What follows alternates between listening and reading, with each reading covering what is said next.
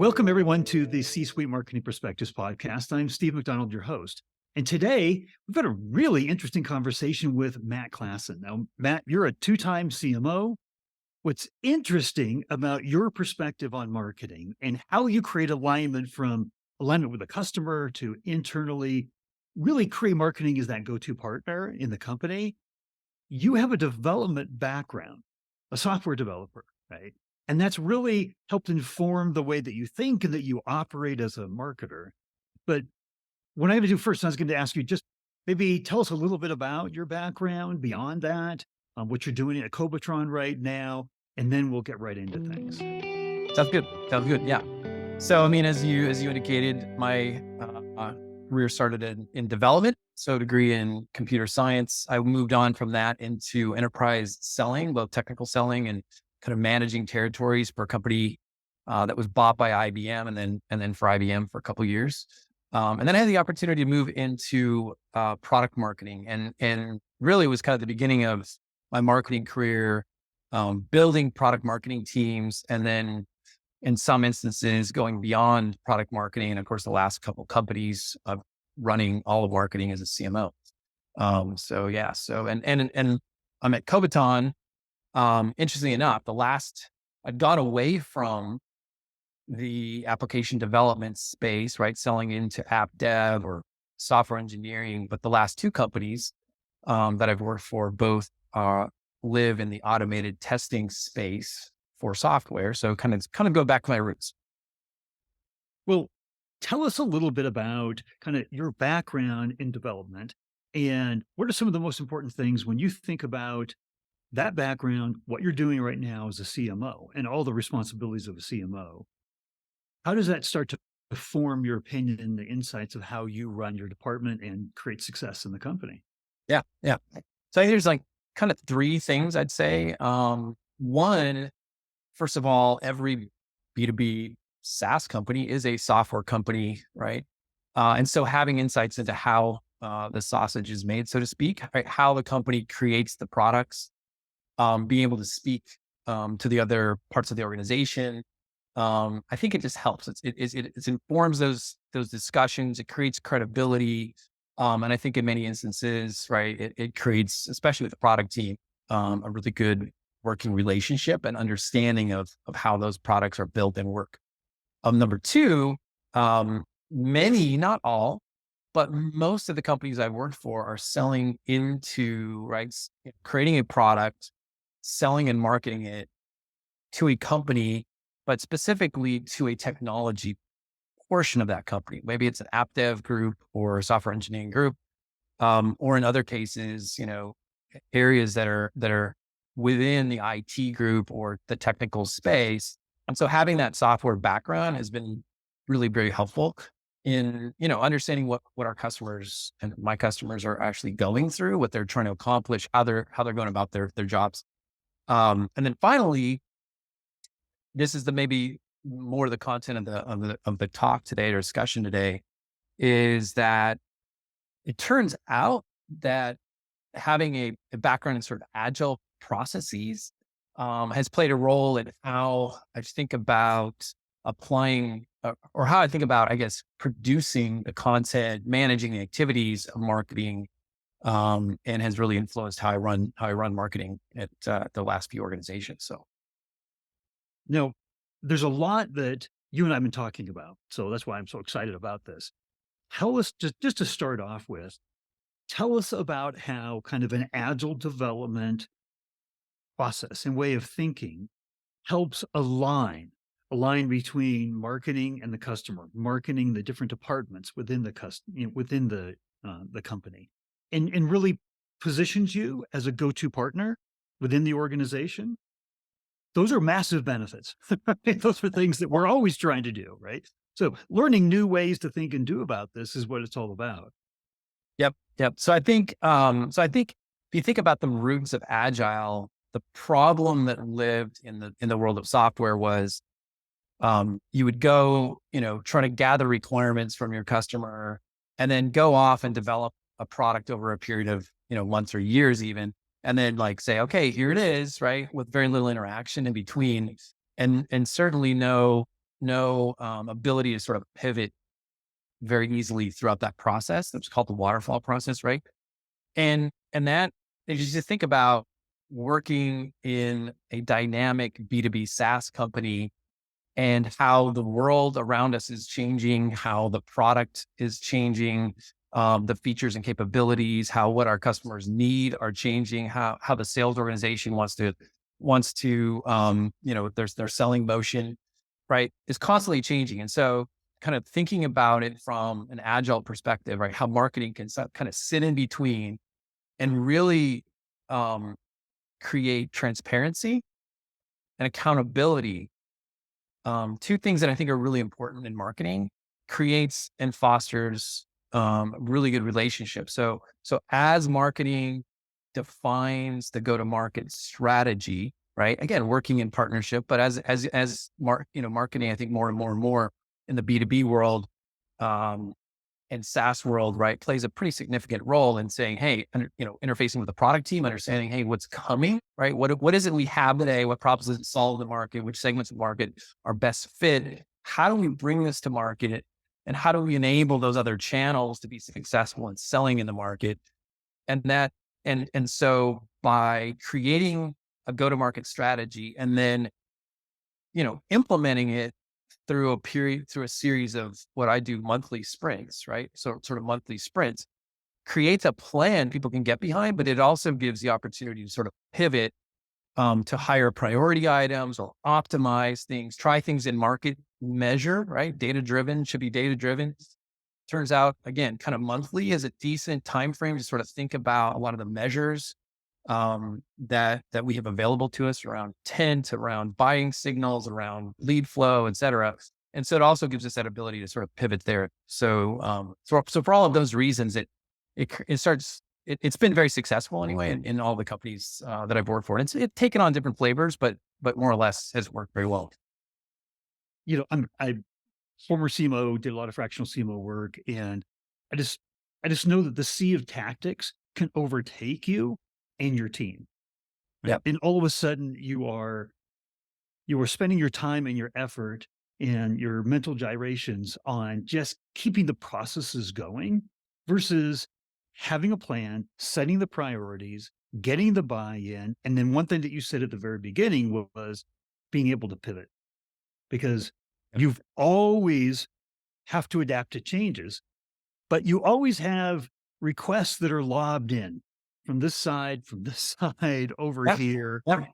Yep. And one of the things that just made so much sense to me when we were talking before is that the other organizations not only can see the plan, that transparency, but when they're making requests, they're having to set priorities too of what's already happening. Tell us a little bit about that, because I think that's phenomenal, right?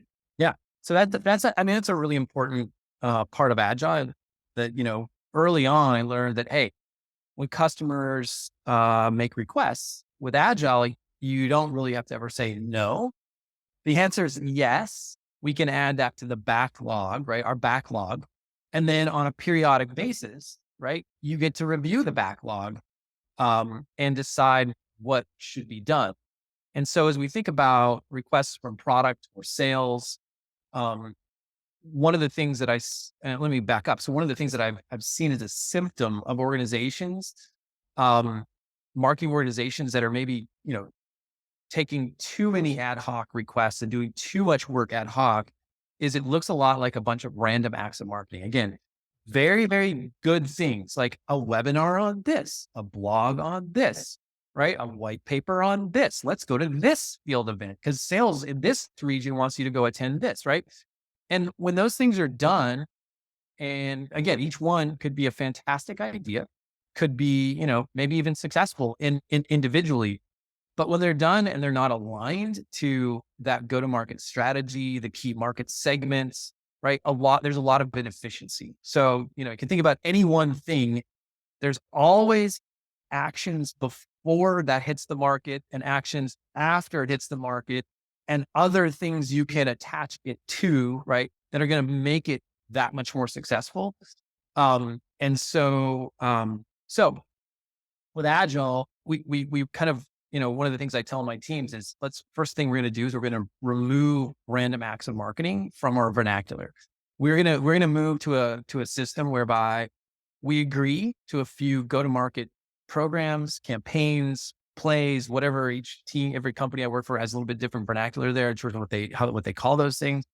But we're going to align. Each one has very clearly defined, right, market segment and audience, right? We understand what problems we're solving. We can sort of map out a buyer's journey. Therefore, we know likely where there's gaps in our buyer's journey from a content messaging perspective, or maybe sales enablement perspective. And so we can create this map that we start with. And then what happens is, right, we start executing it month by month by month. And so we have a backlog. We set our schedule for a given month, right? And just like Agile, the concept is in an Agile team, the team commits, right, to what they're going to get done in a given sprint. It's not me telling people, my team, right? So the first thing is this is collaborative with my team. It's collaborative with the other groups because as I'm acting, let's say, as a product owner in this case, in that Agile world, right? So I get to make the final call because ultimately I'm the one who's on the hook for all the measures around, demand gen, new logo pipeline, and customer engagement, et cetera. So I get to make the final call, but I've got inputs in our backlog from all these different groups. I've got my team providing input, and then they're signing up for, okay, these are the most impactful things related to these key themes. We believe this month, we commit, we execute. And so what happens is that's not 100% of what we do, right? Again, another interesting heuristic as I've implemented this is, about 65 to 75% of a really high functioning marketing team is planned work, is that strategic scheduled planned work. But we always leave bandwidth, right? We always leave, right, that 25 to 35% of our work, right? Available time to produce, whether it's activities or deliverables, et cetera, available. So when requests come in, we simply say, hey, is this something that can fit into that ad hoc time? It's a short duration. It aligns well with our mission and our market. It has a readily available sort of ROI. How does it attach to, again, the other things we're doing?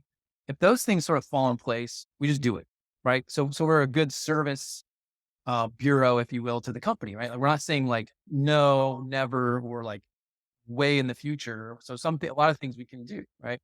But then other things, it's a very simple conversation. It's like, hey, you saw the plan. Here's what we're committed to for this month.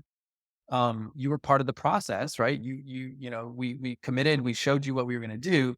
So now you've asked for this. So either you have a couple of choices. Either can you wait 2 weeks, 3 weeks, and we'll add it to the next sprint, or is it that important that we are going to displace something else we're doing? And if so, which of these things do you think is less important that we should put on hold? And this is so important, we should actually produce, right? So kind of it provides also that capacity planning, because a lot of times the way marketing organizations work, they say they're doing Agile. What they're doing is kind of a Kanban style, which is really like, hey, put something in the queue, run it through. You've got these people use Trello. Trello is probably one of the most, used products in the world of marketing. And they've got Trello boards for everything, for the web team, Trello board for, content, whatever. And really the problem with Trello, it's a fantastic tool, can be used very well. Kanban it can be very effective, but it gives you no idea of how much capacity you have and how much you can actually accomplish. Because your work is split across all these different boards. There's really no capacity planning in true sort of like a Kanban style. It's like first in, first out, kind of just move your work across phases. Whereas what I'm talking about is a defined sprint, a number of, we use story points to estimate work and so forth. So without going into too much detail, but it works very effectively. Well, so one of the things I kept thinking about as you were talking is, well, two things.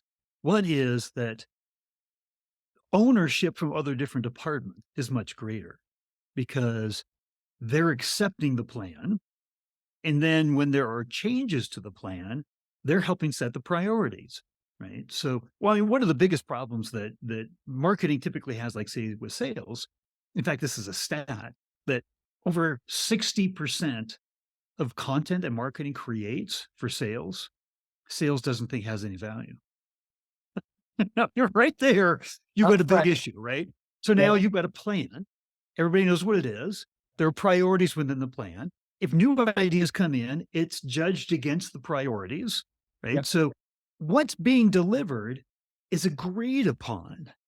right? Versus it's just being churned out by marketing. Secondly, is that in setting those priorities, you don't have to say no.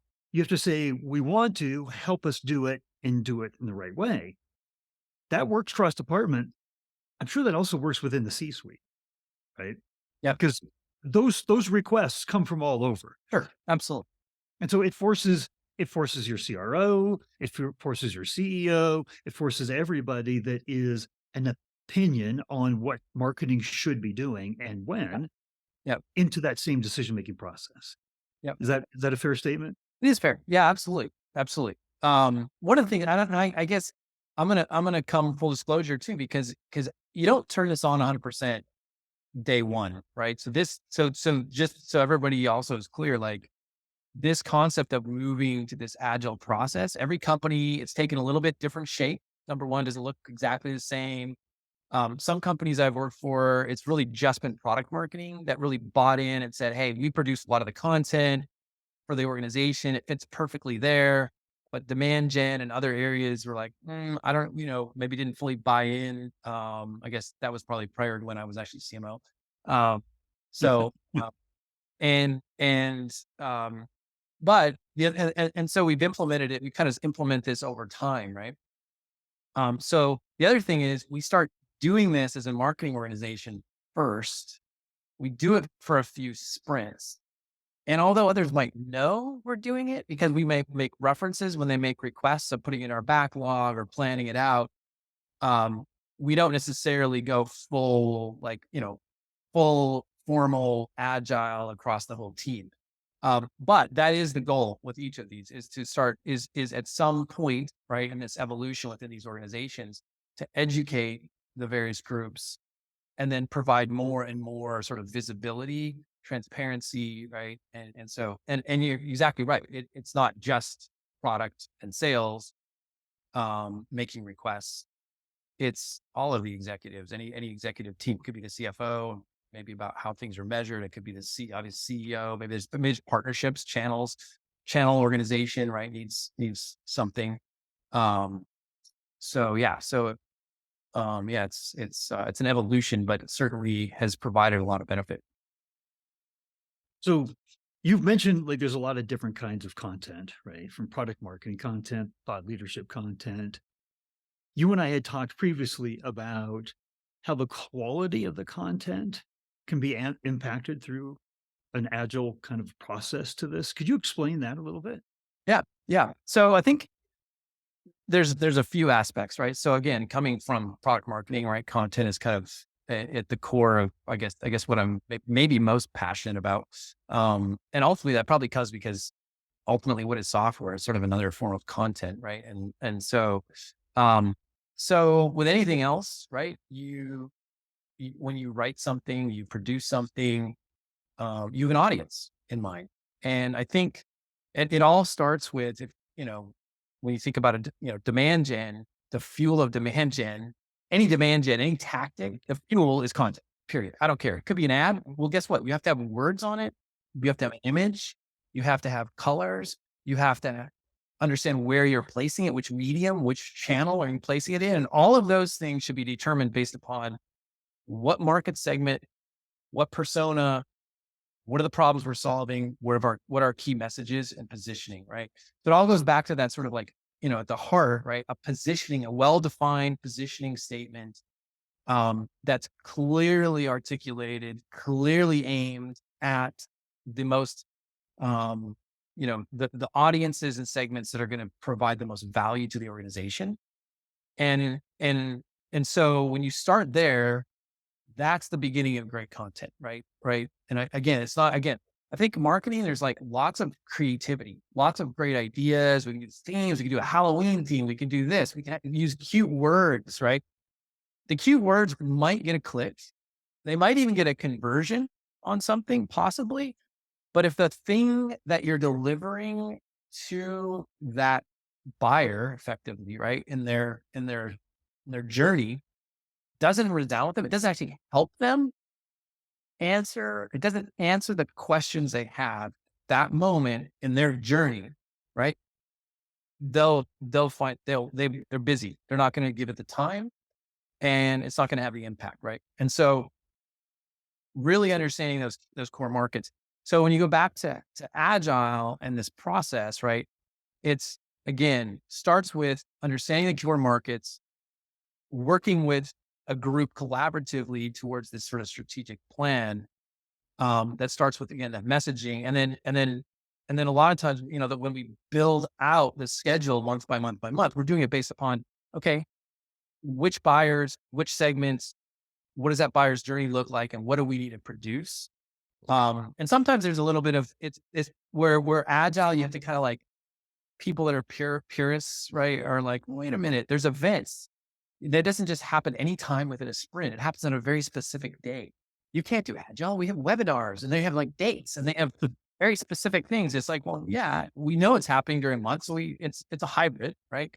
And we back up from that. So for instance, if we know we want to bring a key theme to market, but there's this one major event where this is where we're going to bring that campaign to life around this event, right? You plan accordingly and you plan out, right, what you're going to produce over a period of time. And that's actually a great example because as soon as people request things and you have given them a plan and said, hey, do you remember we talked about, right, this event that's happening and this how that aligns to some key features we're developing for that audience. And oh yeah, by the way, right, the release we're going to do and the survey we're going to do in the market about key trends around those same topics. They're going to resound with those thought leader, those those executives that we want to reach.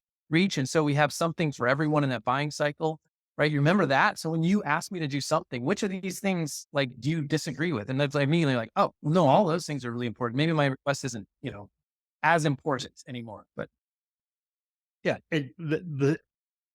the fact that it forces a plan, a discipline to planning and then executing. Can't tell you how many times I've just been in organizations where it's like, we've got this machine, it's called this content machine, right? And it's going. And we don't necessarily always have a plan to what goes into the machine, into that grinder, but we know the grinder keeps moving. So then it becomes this mad dash to fill the requirements, right? Instead of saying, before I put something in the machine, I got a plan for what it's supposed to be. And it's gotta go align with our go-to-market strategy. And and and so therefore you're not driven by the tactics. This is the absolute opposite of that, right? bingo. Is being driven by the tactics. I'm going to ask you a question because you mentioned it. I've mentioned it a couple times now. Content, just in your mind, if I were to ask you, how important is content to the overall growth and success of the company? One, it's not important at all. 10, it's vital to the growth and success of the company. Where would you put it on that spectrum and why? Well, so I would, of course, again, going back to my roots, I give it a 10. Uh, and I'll qualify that a little bit. So I think it could be, I think sometimes, um, we can, create, either more content that's needed. We can take, again, we're not really understanding our buyers, where they are, how our buyers buy our software, evaluated, who's doing that evaluation, and so forth. And then we create this grandiose plan of content and webinars and on all these different maybe trends in the market and so forth. And so, again, I call that sort of more like random acts of marketing, but um, many times. But I think content is super important because again, ultimately, if what we are selling is not a full, and I'll qualify, it's not a full PLG motion where it consumer, because see, in the world of consumer, if you're building a mobile app or something and it's in the consumer world, right? You basically need them to understand what it is how they could use it, right? Through the context of like basically a search in the app store and downloading it and then using it. So there's no, I mean, that is your content is the app store listing where they might find it, right? How are they going to find it? And then click, boom, you're in the product and you have to be able to make the product. There's content in the product and there's marketing behind that too. But in the world of enterprise, right? Buying is a team sport, first of all, right? So Gardner, I think, says it's, 7 to 14 buyers on an average buying team in the enterprise for B2B.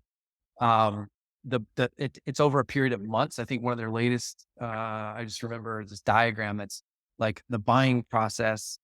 And although it might be 60% is done without the vendor, it's not necessarily linear, right? The process is actually Right. very like circuitous and there's touch points with the vendor's website, maybe even sales, and they kind of go back and whatever.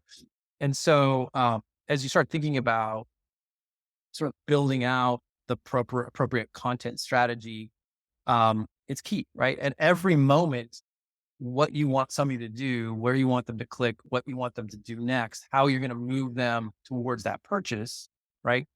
Your ability to do that is based upon how good your content is. Is it valuable? Is it understandable?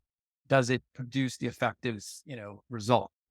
It's almost like a game of chess, right? You have to be thinking this multiple steps ahead in terms of how. And then the reality is, guess what? There's no such, you build these sequential buying, you know, buyer's journeys, and they never actually executed exactly that way.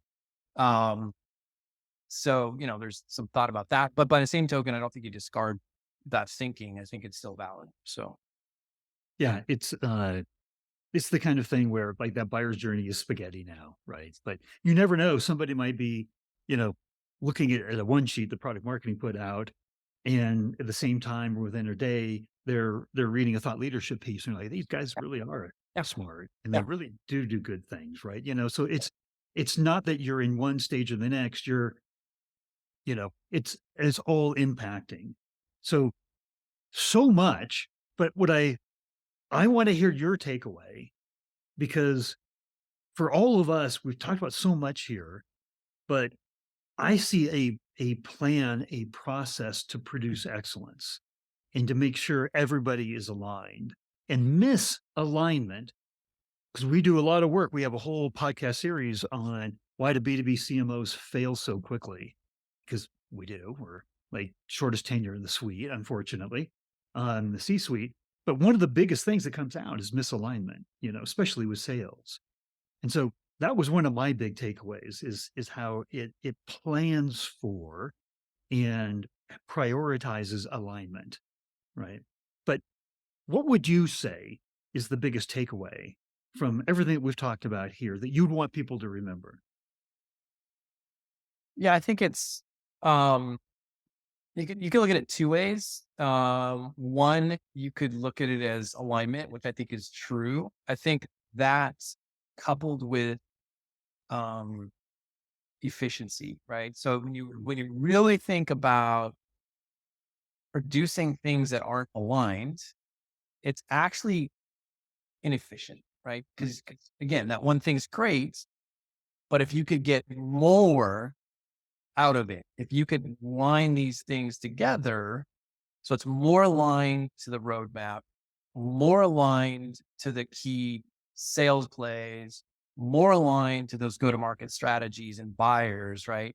Then every time you create that thing, um, it can be used multiple ways and there's a multiple effect, right? In terms of its effectiveness and what it's actually going to produce within the market, right? And that's no substitute. I mean, I don't want to belittle demand gen. I mean, there's by any means, right? Demand gen plays a vital role here.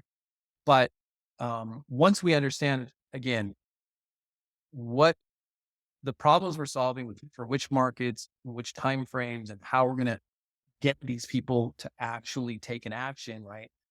Um, then obviously now there's lots of cool things we can do around tactics and so forth. But I do think it's alignment, yes, but then there's a huge efficiency gain, right? It's a multiple effect for marketing.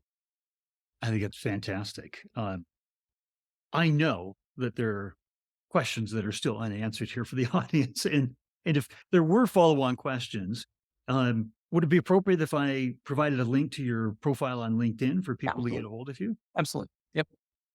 Well, Include. thank you. Appreciate the ongoing opportunity for people to ask questions and just all the insights that you shared here today. It's been fantastic.